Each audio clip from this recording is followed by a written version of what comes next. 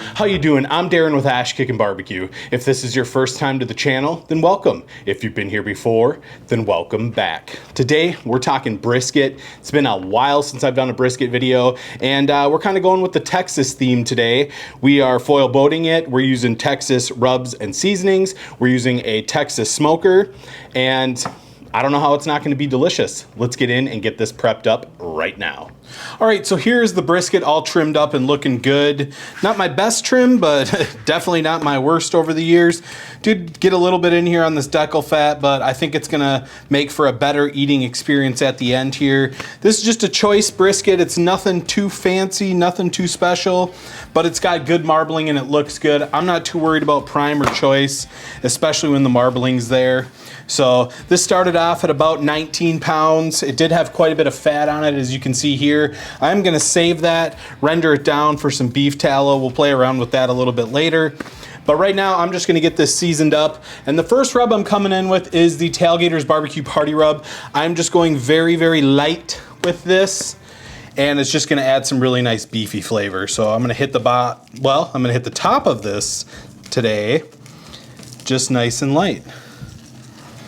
All right, so now that I've hit the presentation side of the brisket first, I'm gonna flip it over, and now I'm going to season the bottom of the brisket with both rubs. Then I'll flip it over and I'll top it off with the second rub on the presentation side so it looks really nice.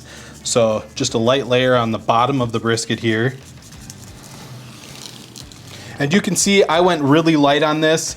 This is strictly to just give it some more beefy flavor on here.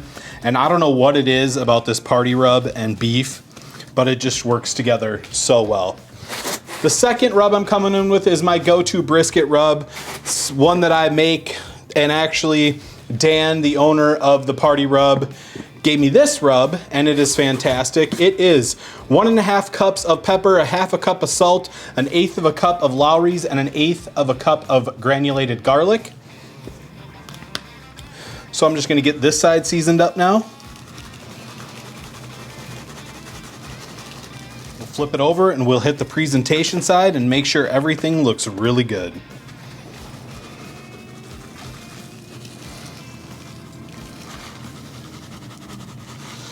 All right, so now that I have this brisket seasoned up, I'm just gonna get it into the refrigerator overnight, and we'll get it on tomorrow morning, and I'll show you how we're gonna cook it. See you in the morning.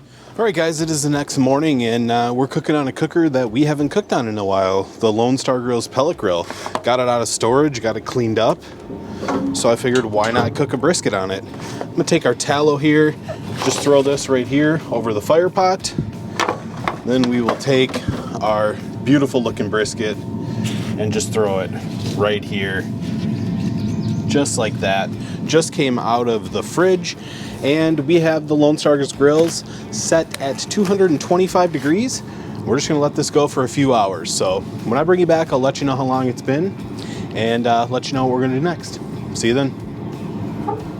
All right, so we are 4 hours into this cook, rocking at 225 degrees. You can see we're starting to get some really nice color here.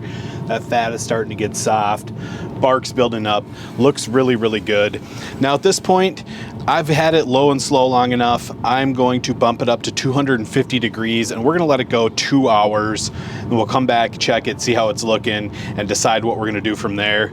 But it is looking really good. Starting to get some really nice bark formation. So that's all we're doing. Closing this back down, bumping it up to 250, and we'll check back in 2 hours. See you then. All right, so it has been another 2 hours rocking at 250 degrees, and there is how we are looking. You can see we got a lot of nice color coming on here. It's looking really, really good. We're sitting at about 155 degrees. We're definitely starting to hit that stall. So at this point, I'm going to bump it up to 275 degrees, and we will blast through that stall, and we're going to cook it at 275 until it is time to wrap, and that is going to be when the bark looks how I want it. So I will let you know how long that takes, but all we're doing now is switching it to 275 and cooking until our bark's set. At that point, we'll get it wrapped up, and I'll show you that and let you know how long it's been. Tallow coming in hot, brisket looking wonderful. See you in a bit. All right, it has been another 2 hours at 275 degrees, and this brisket is looking awesome. I just temped it. We're sitting at about 175 degrees, but more importantly, it's just about where I want that bark. So I'm gonna get it in and show you how we're gonna wrap this up, but looking awesome. Our tallow is just bubbling away over there, looking really good. So let's get this in the house and get it wrapped up. All right, so here is our brisket. I have it in, ready to go. You can tell we have beautiful bark on here. Everything is looking good. Like I said, about 175 degrees internal, starting to bust out through that stall, which is great. This is where we want it. It's not gonna take too much longer now. Now, I have 2 sheets of heavy duty aluminum foil right here, and we're gonna be doing the foil boat on this. I see a lot of people doing the foil boat, and I don't think they actually know why they're doing it. Fat cap up, most important. I see people putting the fat cap down with the meat side up because that's how they're cooking it. I see them guessing on how to wrap it. They're doing something and they don't know why they're doing it. The whole point of the foil boat is to do it fat cap up so you can get that nice crispy bark, keep rendering that fat cap, and get that bark to set up on top. So the fact that they're doing it fat cap down already tells me they don't really know why they're doing it in the first place. Also, when you do this, you want to take and wrap it out away from you, not in. I see a lot of people going in with it. That's not the way how to do it. You want to wrap out from you. I know it feels weird, it seems counterintuitive, but that's how you do it. So I'm going to do it right now.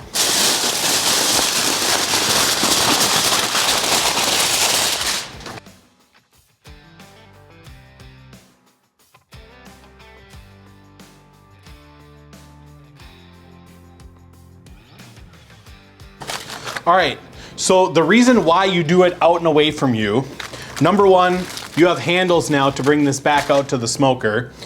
Number 2, and Chud has explained all of this, I got it from watching his videos, but you also have to pay attention to why it's actually being done. So handles. Number 2, you can kind of work this around how you want, especially around this lean end right here. Now you have everything you need to protect this brisket. You can keep the lean end from drying out and just kind of work this around to your liking. And that is why you do it. You don't just do it because it looks cool on social media. Like, it is what it is. Like, if you're gonna be doing something, understand why you're doing it. So, this is ready to go back on the pit. I'm gonna bump it up to 300 degrees, and that's where we're gonna be finishing this brisket. We've been bouncing up slowly, rendering that fat nicely, but we're at the point now where we can bump this up and get this thing done. So this has been on for about 8 hours now. I think at max it's gonna take another 2 hours, so a 10-hour cook, and that's just ramping it up slowly, letting it do its thing. And for me, that's the best method I've found to do it on a pellet grill. Instead of going completely low and slow, instead of going completely hot and fast, either one of those work, but you're getting the best of both worlds on this. So I'm gonna get this back out, rocking at 300 degrees, and the next time you see this, it's gonna be done. We're gonna be checking it. I'm gonna show you what it looks like when it's done. We'll be bringing it in, resting it, yada, yada, yada. I'm gonna get this on right now, and we'll see you in a little bit. All right, so it has been about an hour and a half, and check out that bark. That brisket is looking absolutely money. We have our tallow rendered out. These are starting to get crispy, so you know that that tallow is rendered out, but check out the bark on that brisket. It is looking so good. Let's check for tenderness right now. And to check for tenderness, that is gonna look like this, and check that out. Pure butter, you see that just spouting juice right there. This thing is as tender as your mama's love. It is time to get this off and let it rest a bit. So I'm gonna get this off, bring it in the house, and I'll explain what's gonna happen next. But yeah, that thing is tender. I mean, that jiggle is, oof, right there. Brisket's looking good, under 12 hours, about 11 and a half or so, but just so tender. I mean, that is, oof, look at that jiggle. All right, I'm gonna get this off, get it in the house, and then we will chat. All right, so here is our brisket in all of its glory. You can see we have some wonderful bark right there. It is looking really good. Sitting at around 205 to 208, 9, wherever, depending on where you're probing here. We have a little bit of rendered fat tallow in the bottom of this foil boat, but not a ton, which means we wrapped it at the right time, in my opinion, and it is looking so good. So at this point, I'm gonna let it rest down to about 150 degrees, and then I'm just gonna pop it in my warmer overnight and just let it get a nice overnight rest. Probably be about 12, 14 hours in the warmer, just maintaining 150 degrees. It's gonna allow the brisket to relax, loosen up, and should be a great final product, especially with a choice brisket. So this is the last time you will be seeing this brisket until tomorrow morning when it's time to slice into it. Probably gonna take about an hour to 2 hours to get down to 150 degrees. And like I said, at that point, it's just going into a warmer set at 150 degrees overnight, and it's going to be delicious. I can already tell this is gonna be a nice brisket. So we will see you tomorrow morning, but for you, it's gonna look like. All right, so it is the next morning. This brisket rested for about 12, 13 hours. You can see we have great bark on here, and there's still a little bit of juice left in the foil. There is some in this pan here. Tallow, not juice. We will be utilizing that when it is time to slice, which is right now. But check out that bark. Looks absolutely amazing. I can't wait to see how this brisket turned out. Let's slice into it.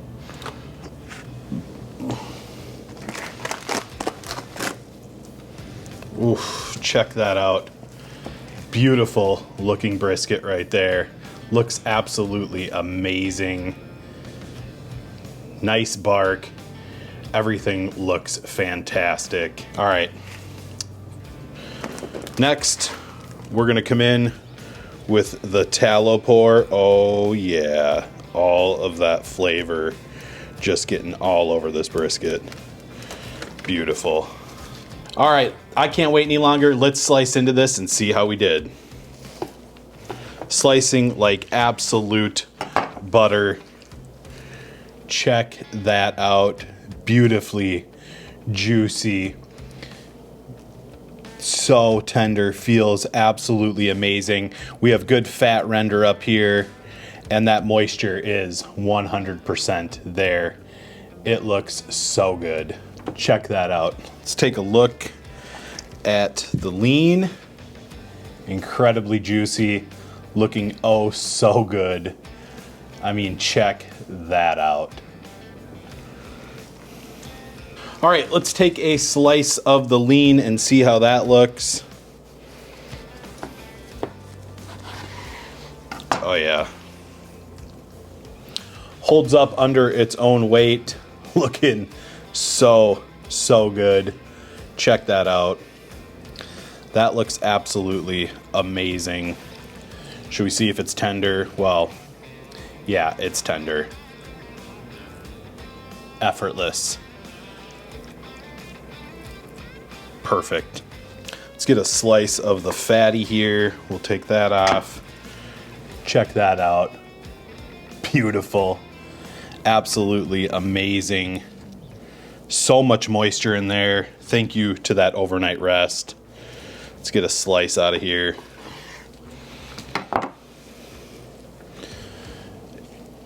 If you don't want that piece of brisket right there, I don't know what you're looking for. Tender, beautiful. Check that out. Just bam. Pulls right apart. I can't wait any longer. We have to jump out and we have to do the taste test right now. All right, guys, I can't wait any longer. This brisket looks amazing. The first thing I'm going for is a piece of the lean right here. Smells smoky, smells delicious. Let's go.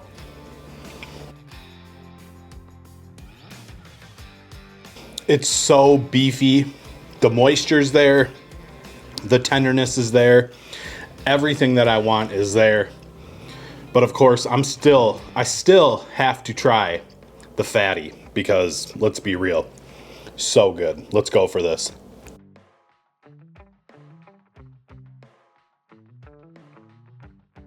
That fatty just melts in your mouth like butter. It is so good. Salt level there. Seasoning is perfect. And yeah, it's a pepper heavy rub, but there is no heat from that pepper on there. All that smoke time, the overnight rest, really dumbed that down. It's just good flavor right there. Oh, I'm telling you guys right now, this is one of my favorite ways to do briskets now. You get the best of both worlds. Low and slow in the beginning, ramp up to hot and fast, get that fat rendered, get everything nice and tender. Overnight rest works awesome. I think I went about 12, 13 hours like I said. So let's have one more bite here. Guys, if you have not tried this method for doing brisket, I highly recommend giving it a try. $225 for 4 hours, bump it up to $250 for 2 hours, $275 until your bark's done and it's ready to be wrapped. Foil boat it up, 300 degrees, cook until it's as tender as your mama's love. Rest it, that's all she wrote. All right, guys, that's all I got for you today. I hope you enjoyed this video. If you did, be sure to like, subscribe, ring that bell, stay safe, and we will see you next time.